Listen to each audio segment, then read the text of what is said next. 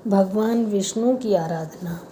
श्री मैत्रेय जी ने कहा, हे प्रभु, जो सकल जगत पर अपना आधिपत्य जमाना चाहते हैं वे किस प्रकार श्री भगवान की आराधना करते हैं उसका वर्णन मैं आपके श्री मुख से सुनना चाहता हूँ।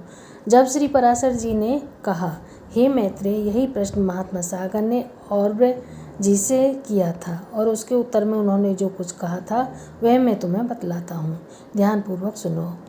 और ने कहा, भगवान विष्णु की उपासना करने वाले प्राणी के पृथ्वी संबंधी समस्त मनोरथ पूर्ण होते हैं तथा स्वर्ग से भी श्रेष्ठ ब्रह्म पद की प्राप्ति होती है।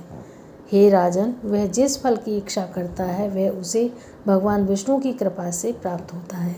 हे भूपति, आपने पूछा कि श्री हरि की आराधना किस प्रकार की जाए तो श्रेष्ठ फल प्राप्त होता है।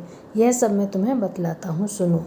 वर्णाश्रम धर्म का पालन करने वाला मनुष्य ही परम पुरुष विष्णु की आराधना कर सकता है। उनको संतुष्ट करने का अन्य कोई मार्ग नहीं है। जप करने वाला उन्हीं के नाम का जप करता है, हिंसा करने वाला उन्हीं की हिंसा करता है, क्योंकि वे समस्त जीवों में विद्यमान हैं। सदाचारी पुरुष अपने वर्ण के लिए धर्माचरण करते हुए श्री जनार्दन जी की पूजा करते हैं। हे पृथ्वीवती, ब्राह्मण, क्षत्रिय, वैश्य और शूद्र अपने धर्म का पालन करते हुए विष्णु भगवान की आराधना करते हैं। जो मनुष्य दूसरों की निंदा, चुगलियाँ, झूठ बोलने का कार्य करता है उसे भगवान कभी प्रसन्न नहीं रहते, और जो दूसरों की स्त्री, धन अथवा हिंसा जैसे घृणित कार्य से दूर रहता है उससे केशव संतुष्ट रहते हैं। हे अर्जुन, हे राजन, जो पुरुष देवता, ब्राह्मण और गुरुओं की सेवा करता है और अपने पुत्र के समान अन्य प्राणियों के लिए सोचता है उसका चित्त राग आदि द्वेषों से मुक्त रहता है। इससे भी जनार्दन प्रसन्न रहते हैं। हे नृपति, शास्त्रों के अनुसार वर्णाश्रम धर्म का पालन करने वाले पुरुष ही विष्णु भगवान की आराधना कर सकते हैं, अन्य किसी प्रकार से नहीं।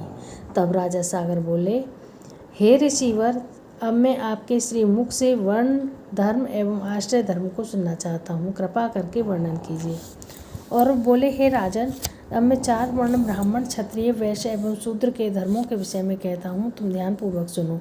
दान देना ब्राह्मण का प्रमुख कर्तव्य है। यज्ञों द्वारा देवताओं का तर्पण करना और नित्य प्रति स्नान, तर्पण आदि कर्म करे और यज्ञ आदि शुभ कर्म करने के लिए दूसरों को प्रेरित करे। ब्राह्मण का कर्तव्य है कि दूसरों को शिक्षा प्रदान करे तथा न्यायपूर्वक उपार्जित किए गए धन में से आवश्यकता अनुसार द्रव्य संग्रह करे।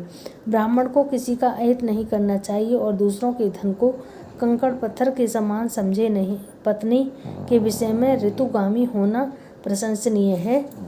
क्षत्रियों का परम कर्तव्य है कि वे यथेच्छ दान करें और विविध धर्मों